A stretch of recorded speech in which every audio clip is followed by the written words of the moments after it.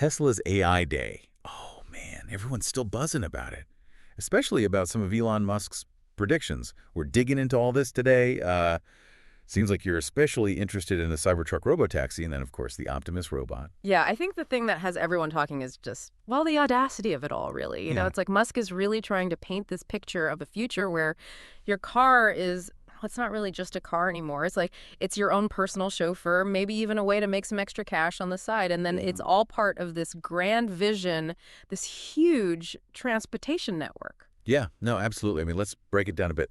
That Cybertruck robotaxi, that was definitely a showstopper, right? No steering wheel, no pedals. Yeah. Completely driverless. And on top of that, Musk says they're aiming to launch in Texas and California next year, even offering rides that are cheaper than public transit. I mean, It's important to remember, though, that Tesla's whole vision, it hinges on them actually achieving full autonomy. And at this point, you know, their full self-driving system, well, it's not quite there yet. We still have a lot of regulatory hurdles to jump through. Yeah. And the safety concerns, those are still a big deal. Right. So, yeah, the tech itself still has a way to go.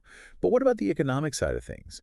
Musk mentioned a target price of 20 cents per mile, which is a massive difference compared to what, like $1.50 to $3 a mile you'd pay for a typical taxi now. Oh, absolutely. And that cost projection, it's raised some eyebrows, let's just say that. Yeah. Musk's claim, it all depends on them being able to massively scale up their robo-taxi fleet, and the autonomous system itself has to be incredibly efficient. It's a gamble for sure, no doubt about it. Yeah.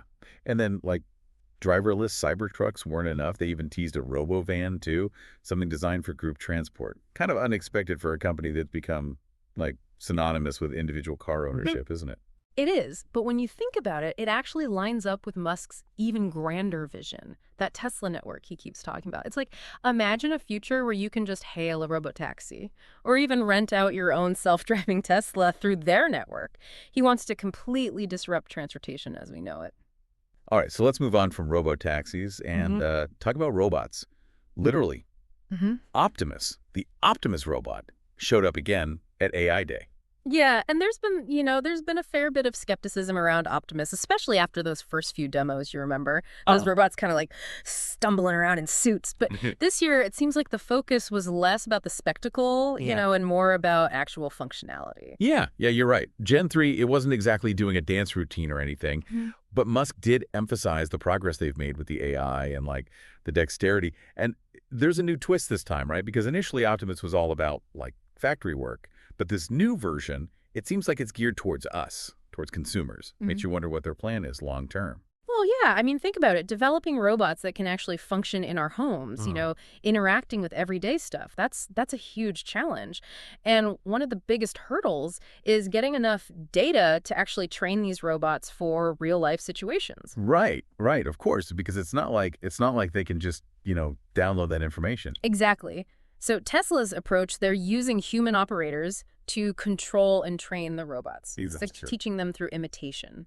Oh, interesting. So it's kind of like showing a kid how to do something by, like, guiding their hands, except it's a robot learning to, I don't know, grasp something, pick it up, Yeah, exactly. It's all about the data. And Tesla's gathering tons of it this way, but even with all their resources, creating a robot that can do all sorts of tasks with that human-like dexterity, that's still, it's still a long way off. So we're probably not going to have robot butlers next year or anything. But the progress is definitely exciting. It's something to keep an eye on for sure.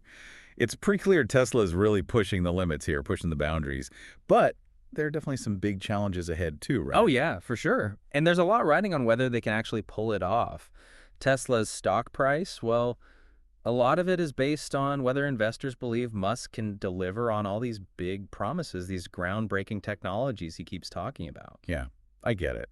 It seems like every other week there's a new announcement, right? Another promise of something revolutionary. So, I mean, I can see why some people are skeptical. Yeah, and, it's good to be skeptical, but it's also important to remember that Musk, he has kind of a history of proving people wrong, doesn't he? Remember when electric cars were this niche thing? Look at Tesla now. They completely changed the game, changed the whole industry. True.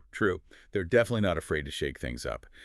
But after all this talk about robotaxis and robots in our homes, I can't help but wonder, what will Tesla's impact actually be in, say, 10 years? I mean, are we really going to be sending Optimus out to mow the lawn by 2030?